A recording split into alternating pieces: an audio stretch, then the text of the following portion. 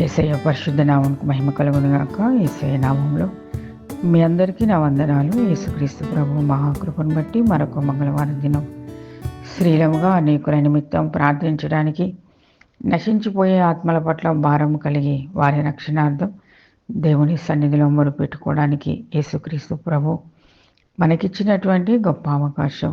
ఈ దినమున మనం ధ్యానించేటువంటి వాక్య భాగము రాజుల మొదటి గ్రంథము 7వ అధ్యాయము 13వ వచనం నుండి గమనించినట్లయితే, రాజైన సొలొమోను తూరు పట్టణములో నుండి హీరామును పిలువనంపించెను. ఇతడు నఫ్తాలి గోత్రపు విధవరాలి కుమారుడై ఉండెను. ఇతని తండ్రి తూరు పట్టణపు వాడగు ఇతడి పనివాడు.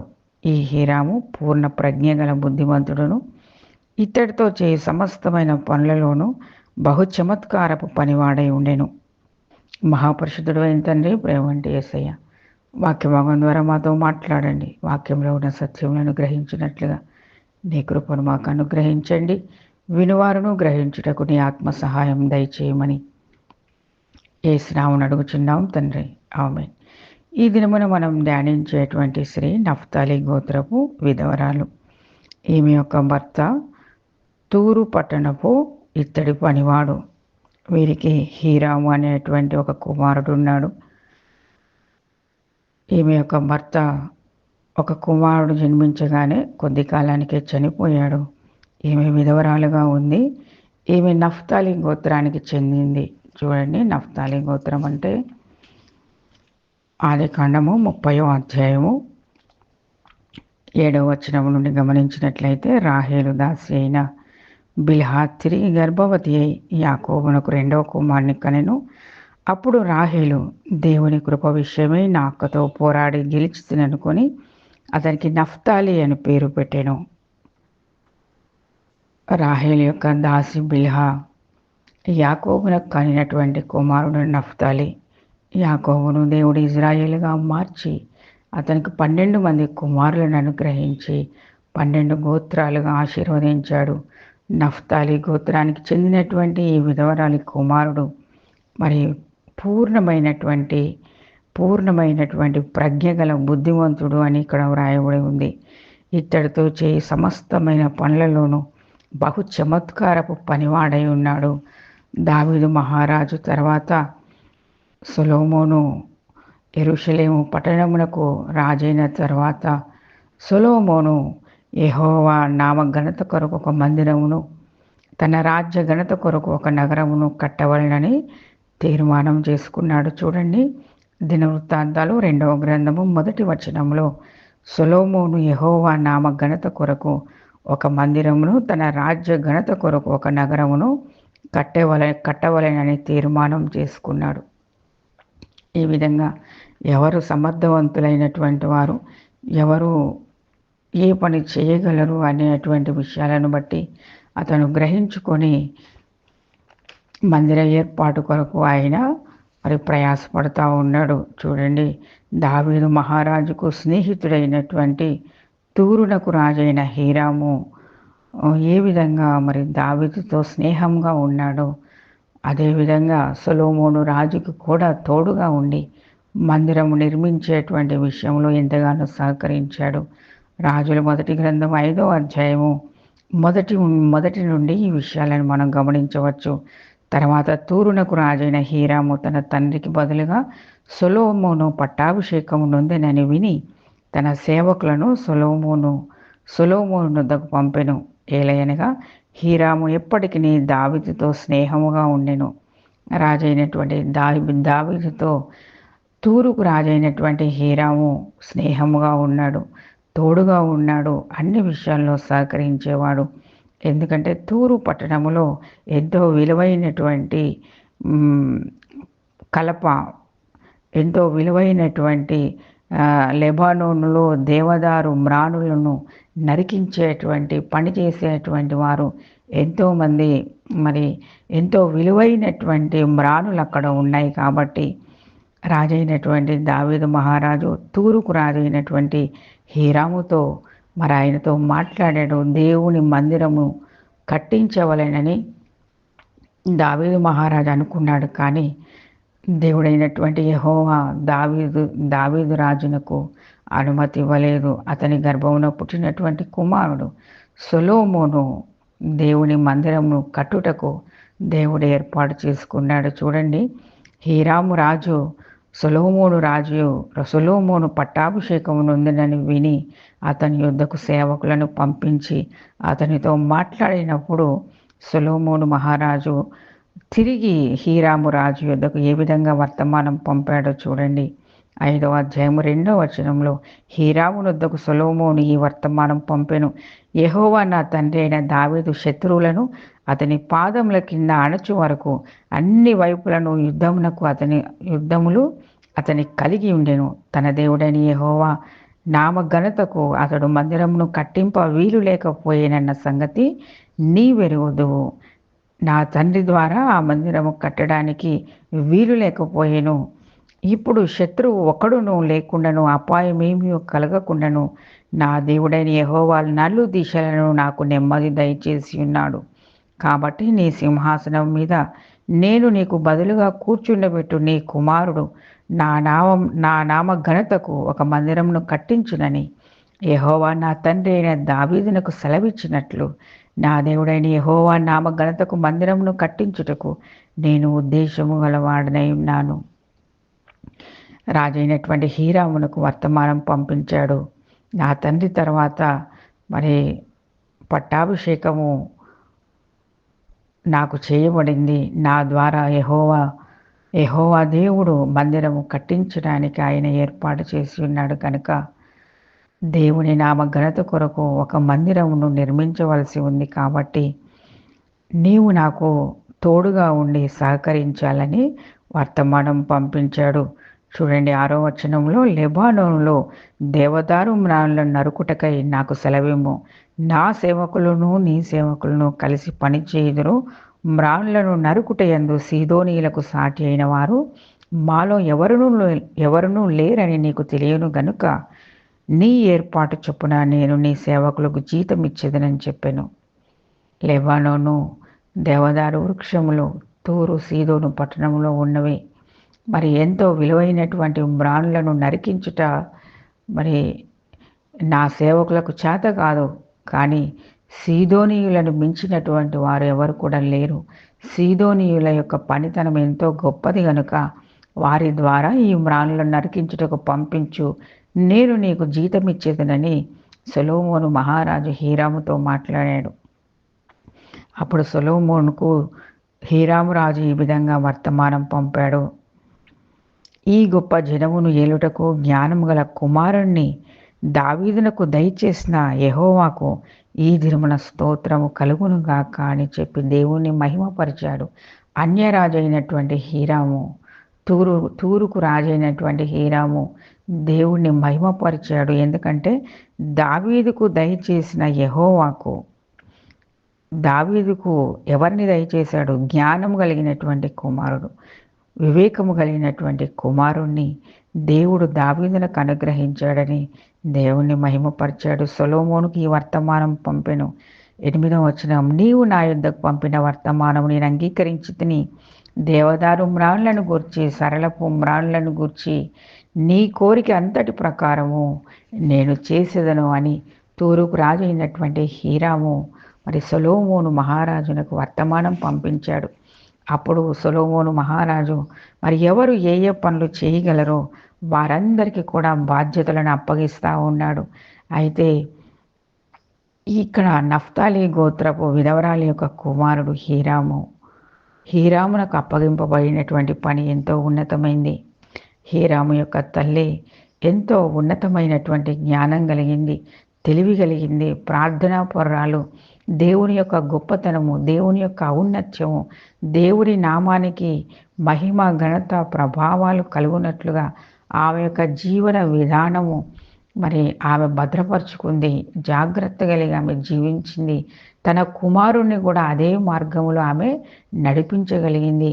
ఆమె తన భర్త యొక్క పని, ఇతడు ఈ పని చేయగలిగినటువంటి వాడు, అదే పని తన కుమారుడు కూడా చేయుచు పూర్ణమైనటువంటి జ్ఞానము, పూర్ణమైనటువంటి ప్రజ్ఞ కలిగినటువంటి కుమారుడికి ఆమె జన్మనిచ్చింది. ఆ దేవుని మార్గాలలో ఆ కుమారుని నడిపించింది. ఎంత ఉన్నతమైనటువంటి పని అతడు చేశాడంటే, యెరూషలేము దేవాలయము కట్టుటకు మరి అనేక మంది నియమించబడ్డారు. వారందరూ కూడా దేవుని ఆత్మచేత నింపబడ్డవారు. దేవుని పూర్ణమైనటువంటి వివేకము, దేవుని యొక్క ఆత్మ ద్వారా నడిపించబడ్డారు. దేవుడు వారికి వివేకము కలిగినటువంటి హృదయమును అనుగ్రహించి, ఎక్కడ ఏ పని చేయాలో, ఎక్కడ ఏ విధంగా మరి ఏ వస్తువులను ఏ విధంగా అమర్చవలెనో సమస్తాన్ని కూడా దేవుడు వారికి బయలుపరిచాడు. దేవుని మందిరము కట్టే విషయంలో దేవుడు వారికి ఒక నమూనాని మరి సీనాయి కొండ మీద మోషే 40 దినములు దేవునితో అక్కడ ముఖాముఖిగా అతను మాట్లాడినటువంటి సందర్భంలో ఒక నమూనాను దేవుడు చూపించాడు. చూడండి, నిర్గమాకాండము 25వ అధ్యాయము 40వ వచనం చూడండి. కొండ మీద నీకు కనపరచబడిన నాటి రూపము చొప్పున వాటిని చేయుటకు జాగ్రత్త పడము. కొండ మీద దేవుడు అనేక విషయాలు మోషే భక్తునికి బయలుపరిచాడు. అదేవిధంగా మరి దేవుని మందిరం ఏర్పాటు చేయడానికి, దేవుడు నివసించడానికి, దేవుని మహిమ, దేవుని ప్రసన్నత అక్కడ ఉండునట్లుగా ఒక గొప్ప మందిరాన్ని దేవుడు మరి సొలొమోను మహారాజు ద్వారా కట్టించుటకు ఏర్పాటు చేశాడు. దేవుని మందిరంలో ధూపం వేయుటకు, దేవునికి దహన బలులు, దేవునికి కృతజ్ఞతా అర్పణలు చెల్లించడానికి, దేవుని మందిరము కట్టించడానికి దేవుడు ఏర్పాటు చేశాడు. ఇటువంటి గొప్ప పనిలో మరి అనేక మందిని దేవుడు వాడుకున్నాడు. అప్పుడు మరి ఒక పరిశుద్ధమైనటువంటి స్థలములో ఇతడు ఏం పని చేశాడు, ఈ విధవరాలి యొక్క కుమారుడు ఏం పని చేశాడు దేవుని మందిరంలో అంటే చూడండి, రాజులు మొదటి గ్రంథము 7వ అధ్యాయము 15వ వచనంలో, ఏమనగా అతడు 2 ఇత్తడి స్తంభములు పోతపోసెను. ఒక్కొక్క స్తంభము 18 మూరల నిడివి గలది, ఒక్కొక్కటి 12 మూరల కైవారము గలది. ఈ 2 ఇత్తడి స్తంభములను అతడు పోతపోసాడు. ఒక్కొక్క స్తంభం 18 మూరల నిడివి కలిగింది, ఒక్కొక్కటి 12 మూరల కైవారము చుట్టూ కొలత కలిగిందనమాట. ఈ విధంగా వాటి యొక్క ఎత్తు వెడల్పుని అక్కడ కొలతలలో వివరించారు. అయితే ఈ స్తంభములను ఎక్కడ నిలబెట్టారంటే 21వ వచనంలో చూడండి, ఈ స్తంభములను అతడు పరిశుద్ధ స్థలపు మంటపంలో ఎత్తించెను. యేసయ్య పరిశుద్ధ నామమునకు మహిమ కలుగును గాక. పరిశుద్ధ స్థలపు మంటపములో ఎత్తించెను. కుడి పార్శ్వపు స్తంభమును ఎత్తి దానికి యాకీను అను పేరు పెట్టెను. ఎడమ పార్శ్వపు స్తంభమును ఎత్తి దానికి బోయాజ్ అను పేరు పెట్టెను. ఈ స్తంభముల మీద తామర పుష్పముల వంటి పని ఉండెను. ఈలాగున స్తంభముల యొక్క పని సమాప్తమాయెను. పరిశుద్ధ స్థలములో 2 స్తంభములను నిలవబెట్టించాడు. ఇత్తడి స్తంభములను. ఆ స్తంభములకు 2 పేర్లు పెట్టారు చూడండి. కుడివైపున నిలబెట్టినటువంటి స్తంభమునకు యాకీను అని, ఎడమవైపున నిలబెట్టినటువంటి స్తంభమునకు బోయాజ్ అని పేరు పెట్టెను. ఎందుకు ఈ పేర్లు పెట్టారు, వీటి యొక్క అర్థం ఏంటి అని మనం ఆలోచించినట్లయితే, యాకీను అనేటువంటి పేరు మరి ఒక యాజకుడు పరిశుద్ధమైనటువంటి దేవుని మందిరములో, పరిశుద్ధమైనటువంటి అతి పరిశుద్ధమైనటువంటి దేవుని మందిరములో మరి ప్రధాన యాజకుడుగా అతడు పనిచేశాడు. చూడండి, దినవృత్తాంతాలు మొదటి గ్రంథము 24వ అధ్యాయంలో చూసినట్లయితే మొదటి వచనంలో, అహరోను సంతతి వారికి కలిగిన వంతులేమనగా అహరోను కుమారులు నాదాబు, అబీహు, ఎలియాజరు, ఈతమారు. నాదాబును అబీహును సంతు లేకుండా తన తండ్రి కంటే ముందుగానే చనిపోయిరి గనుక ఎలియాజరును ఈతామారును యాజకత్వము జరుపుచుండెది. 5వ వచనం, ఎలియాజరు సంతతిలోని వారుడు ఈతామారు సంతతి వారిలోనూ కొందరు దేవునికి ప్రతిష్ఠితులకు అధికారులై ఉండిరి గనుక తాము పరిశుద్ధ స్థలమునకు అధికారులుగా ఉండుటకై చీట్లు వేసి వంతులు పంచుకొనిరి. ప్రధాన యాజకులు పరిశుద్ధమైనటువంటి స్థలములలో మరి ప్రతిష్ఠితులైనటువంటి అధికారము కలిగినటువంటి వారు, యాజకత్వం చేసేటువంటి వారు. ఆ యాజకులలో యాకీను ఉన్నాడు. చూడండి 17వ వచనం. 21వది యాకీను పేరు మీద వచ్చెను. 21వ పేరున వచ్చిన సమయంలో యాకీను వెళ్ళి అతి పరిశుద్ధ స్థలములో యాజకత్వం చేసేటువంటి వాడు. యాకీను అనగా యాజకుడు. ఆ యాజకుని పేరు యాకీను. చూడండి 19వ వచనం. ఇజ్రాయేల్ దేవుడైన యెహోవా వారి పితరుడగు అహరోనుకు ఆజ్ఞాపించిన కట్టడ ప్రకారముగా వారు తమ పద్ధతి చొప్పున యెహోవా మందిరములో ప్రవేశించి చేయవలసిన సేవా ధర్మము ఇలాగున ఏర్పాటు ఆయను. మొదటి స్తంభానికి యాకీను అని పేరు పెట్టారు. యాకీను అనంటే యాజకత్వం చేశారు. పాత నిబంధన గ్రంథంలో ధర్మశాస్త్రం ప్రకారం యాజకుడు దేవుని మందిరంలోకి వెళ్ళాలి. ప్రధానమైనటువంటి అతి పరిశుద్ధమైన స్థలములోకి వెళ్ళి అతడు యాజకత్వం చేసేవాడు. ప్రజల పక్షంగా దేవునితో మాట్లాడేవాడు. ప్రజల పక్షంగా వారి పాప పరిహారార్థం దేవుని సన్నిధిలో బలులు అర్పించేటువంటి వాడు. బలిపీఠం దగ్గర దహన బలులు, కృతజ్ఞతార్పణల బలులు, సమాధానార్పణ బలులు, ఈ విధంగా దేవునికి అర్పణలు అర్పించేటువంటి వాడు. యాకీనును మనము పాత నిబంధన గ్రంథము అని చెప్పుకోవచ్చు. ధర్మశాస్త్ర ప్రకారము జరిగేటువంటి పరిస్థితులు. మరి ఎవరైనా పాపము చేసినప్పుడు, వ్యభిచారము చేసినప్పుడు రాళ్లతో కొట్టి వారిని చంపేయాలి. విశ్రాంతి దినమును ఆచరించకపోతే రాళ్లతో కొట్టి చంపేయాలి. ఈ విధంగా బలులు, అర్పణలు యాజకుడు చేసేటువంటి వాడు. ధర్మశాస్త్ర ప్రకారము మరి జీవించాల్సినటువంటి పరిస్థితులు ఉన్నాయి. మొదటి స్తంభము కుడి పార్శ్వమున నిలవబెట్టినటువంటి స్తంభం. రెండవ స్తంభమును చూసినట్లయితే దానికి బోయాజు అని పేరు పెట్టారు. బోయాజు అనగా చూడండి దావీదు కుమారుడైనటువంటి యేసుక్రీస్తు వంశావళి బోయాజు నుండి వచ్చిందే. చూడండి రూతు గ్రంథము 4వ అధ్యాయము 15వ వచనంలో చూసినట్లయితే 4వ అధ్యాయము 13వ వచనంలో చూడండి. కాబట్టి బోయాజు రూతును పెళ్లి చేసుకొని ఆమె యుద్ధకు పోయినప్పుడు యెహోవా ఆమె గర్భవతి యగునట్లు అనుగ్రహించెను గనుక ఆమె కుమారుని కనెను. ఈ విధంగా బోయాజు రూతులకు మరి పుట్టినటువంటి కుమారుడు ఓబేదు ద్వారా మరి కలిగినటువంటి సంతానము మరి దావీదు తండ్రి అయిన యెషయి యొక్క తండ్రి ఓబేదు. చూడండి 21వ వచనంలో బోయాజు ఓబేదును కనెను, ఓబేదు యెషయిని కనెను, యెషయి దావీదును కనెను. ఈ విధంగా బోయాజు రూతు ద్వారా కలిగినటువంటి మరి గొప్ప ఏర్పాటు ఏ విధంగా ఉందంటే, యెషయి కుమారుడైనటువంటి దావీదు కుమారుడు ప్రభువైన యేసుక్రీస్తు ప్రభు. మత్తయి సువార్త 1వ అధ్యాయము 1వ వచనంలో దావీదు కుమారుడైన యేసుక్రీస్తు వంశావళి. దావీదు తండ్రి యెషయి, మరి యెషయి యొక్క తండ్రి ఓబేదు యొక్క తండ్రి బోయాజు. చూసారా ఎంత గొప్ప ఏర్పాట్లు. మరి పరిశుద్ధ స్థలములో నిలువబెట్టినటువంటి స్తంభముల యొక్క పేర్లు ఏ విధంగా పెట్టబడ్డాయో, ఈ విధంగా మరి సొలొమోను మహారాజు చేసినటువంటి ఆ మందిరము విషయంలో విధవరాలి యొక్క కుమారుడు ఆ 2 స్తంభములకు పోత పోసినట్లుగా మనం ఇక్కడ చూస్తున్నాం. ఆ స్తంభముల మీద చూడండి 1 రాజుల గ్రంథం 7వ అధ్యాయము 22వ వచనం. ఈ స్తంభముల మీద తామర పుష్పముల వంటి పని ఉండెను. ఈలాగున స్తంభముల యొక్క పని సమాప్తమయ్యెను.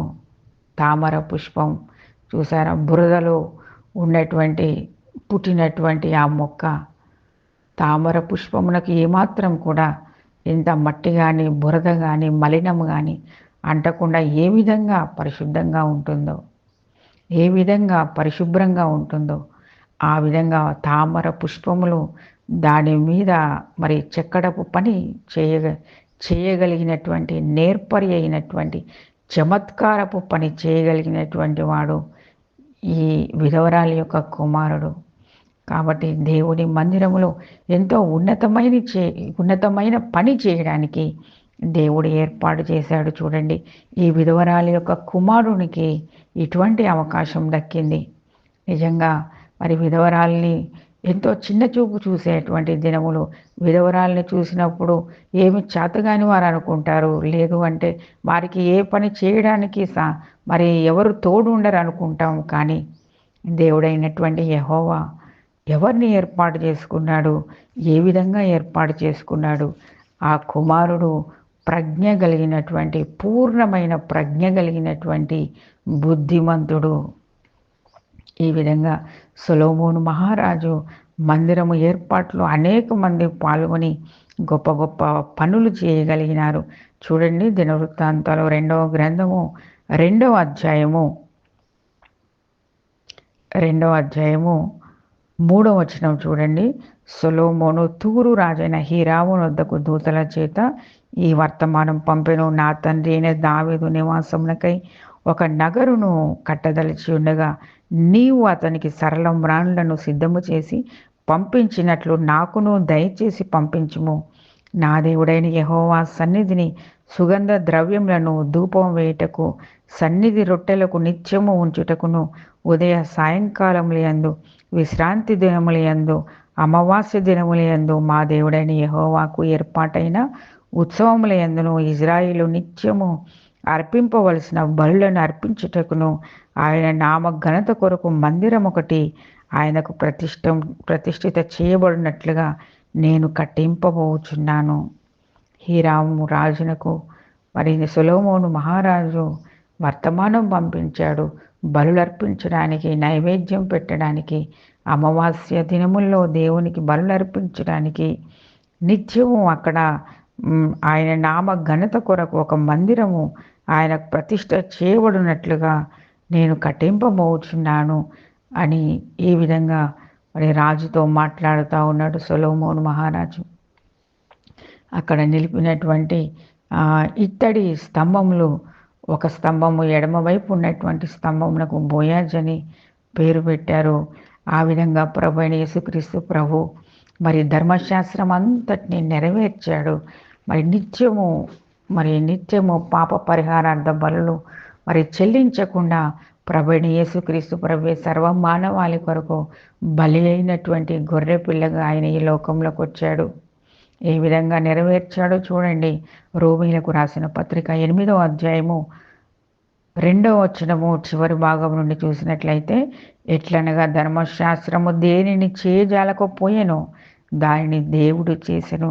శరీరమును అనుసరింపక ఆత్మను అనుసరించే నడుచుకొను మన యందు ధర్మశాస్త్ర సంబంధమైన నీతి విధి నెరవేర్చబడవలెనని పాప పరిహారము నిమిత్తము దేవుడు తన సొంత కుమారుని పాప శరీరాకారముతో పంపి ఆయన శరీరమందు పాపమునకు శిక్ష విధించెను.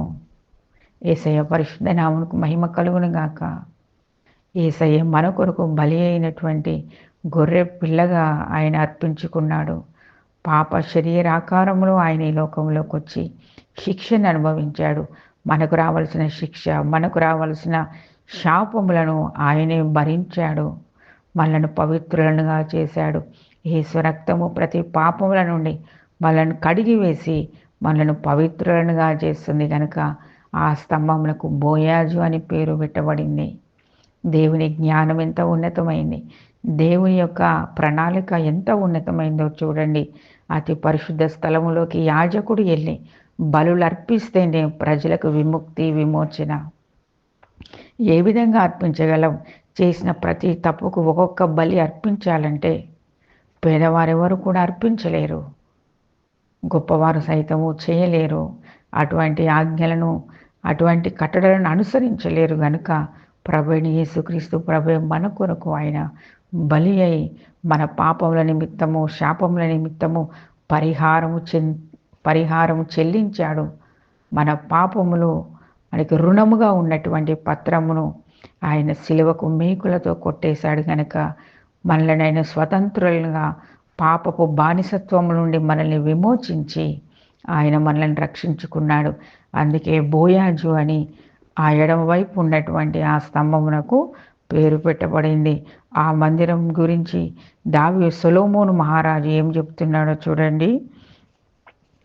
దినవృత్తాంతాలు 2వ గ్రంథము 2వ అధ్యాయము 5వ వచనంలో, నేను కట్టించు మందిరము గొప్పదిగా ఉండును. నా దేవుడు సకలమైన దేవతల కంటే మహానీయుడు గనుక ఆకాశములను మహా ఆకాశములను ఆయనను పట్టజాలవు. ఆయనకు మందిరమును కట్టించుటకు చాలిన వాడెవడు?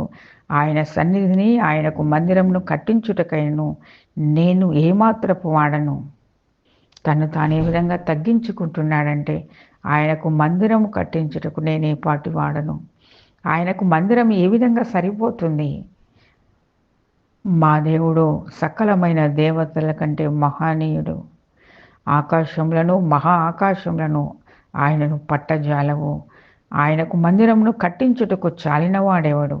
ఎవరు కట్టించగలరు ఆయనకు మందిరాన్ని? కానీ సొలొమోను మహారాజు ఏమంటున్నాడో చూడండి. 6వ వచనంలో, ధూపము వేయుటకే నేను ఆయనకు మందిరమును కట్టదలచి ఉన్నాను. నా తండ్రి అయిన దావీదు నియమించి యూదా దేశంలోను యెరూషలేములోను నా యొద్ద ఉంచిన ప్రజ్ఞగల వారికి సహాయకుడై ఉండి బంగారంతోనూ వెండితోనూ ఇత్తడితోనూ ఇనుముతోనూ ఊదా నూలుతోనూ ఎర్ర నూలుతోనూ నీలి నూలుతోనూ చేయు పనియు అన్ని విధములైన చెక్కడపు పనియు నేర్చిన ప్రజ్ఞగల మనుషునొకని నా యొద్దకు పంపుము. అతనే ఈ నఫ్తాలి గోత్రానికి చెందినటువంటి విధవరాలి కుమారుడు హీరాము.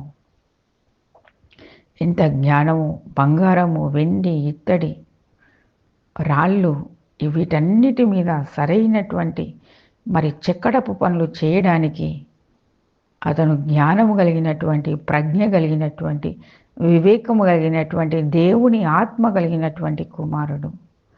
అతన్ని ఏ విధంగా పెంచింది ఆ తల్లి?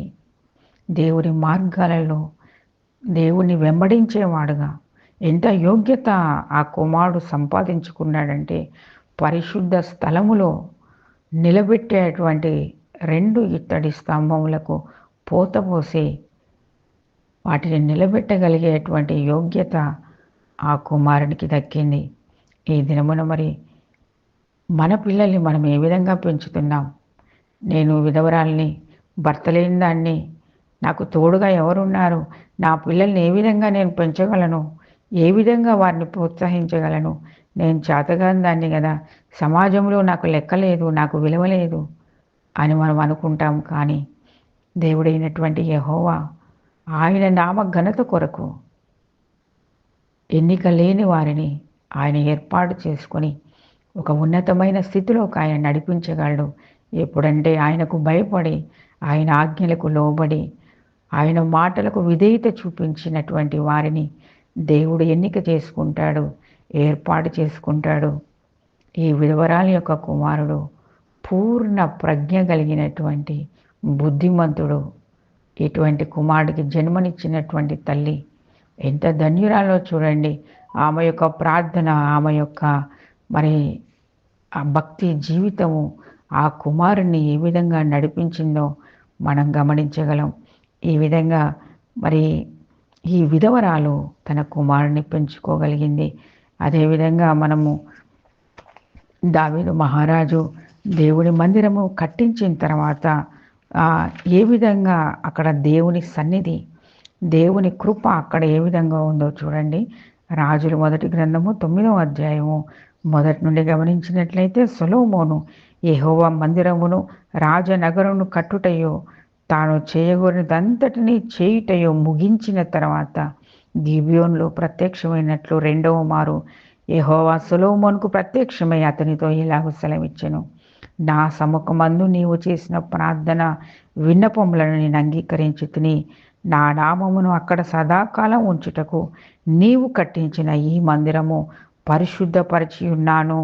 నా దృష్టియు నా మనసును ఎల్లప్పుడూ అక్కడ ఉండును. యేసయ్య పరిశుద్ధ నామమునకు మహిమ కలుగును గాక. నా సముఖమందు నీవు చేసిన ప్రార్థన విన్నపములను నేను అంగీకరించి తిని నా నామం అక్కడ సదాకాలం ఉంచుటకు నేను కట్టించిన ఈ మందిరము పరిశుద్ధపరిచి ఉన్నాను. నీ హృదయం అనేటువంటి మందిరము పరిశుద్ధపరచబడాలి. ఎప్పుడైతే మన హృదయం పరిశుద్ధపరచబడుతుందో దేవుని సన్నిధి, దేవుని ఆత్మ మన హృదయంలో నివాసం ఉంటాడు. నా దృష్టియు నా మనసును ఎల్లప్పుడూ అక్కడ ఉండును.